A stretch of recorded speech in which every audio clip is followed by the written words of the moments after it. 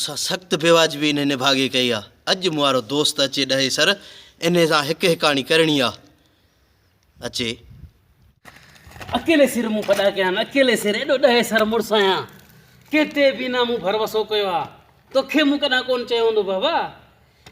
एॾो कंधार आहियां मूंखे ख़बर आहे कीअं जहिड़ा थींदा आहिनि कीअं माण्हुनि खे कुटबो आहे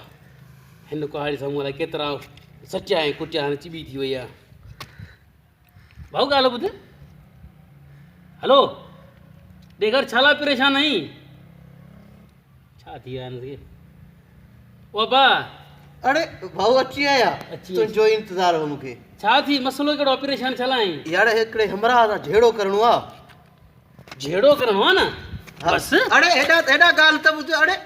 हेॾा ॻाल्हि त ॿुध मसलो छा आहे उहो त सम्झाई हेॾा त अच कंहिंसां झेड़ो करणो आहे केरु आहे झेड़े जा सामुड़स माण्हू हींअर जो हींअर पोइ माण्हू वञी मारियां बसि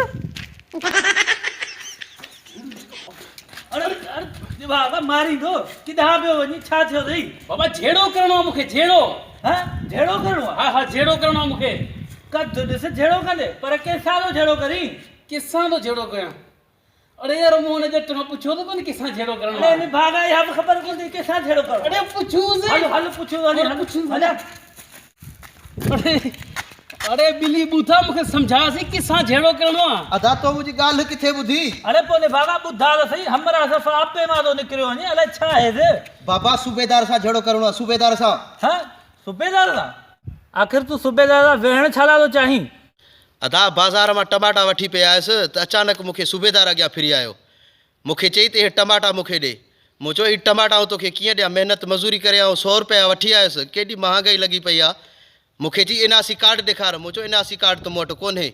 पोइ मूंखे ॿाटे पादर बि हईं ऐं टमाटा मूंखां भाउ खसे हुयो इन जो प्लान करिणो आहे यार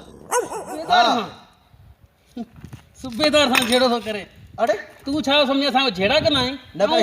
छा थो लाहीं बाबा ग़रीब शराब माण्हू वञा थो हेॾा निमाज़ ते तोखे ख़बर कान्हे का निमाज़ तोखे हाणे यादि आई आहे न 5 वक़्तु निमाज़ पढ़ंदो आहे तोखे कहिड़ी ख़बर बाबा चरियो हुई छा भाऊ तूं ही खण त पाण हली भला छेड़ो कर न बाबा मूंखे घर नास वठी ॾिनी आहे मां वञां थो नास वठण नास बि तोखे हाणे यादि आई आहे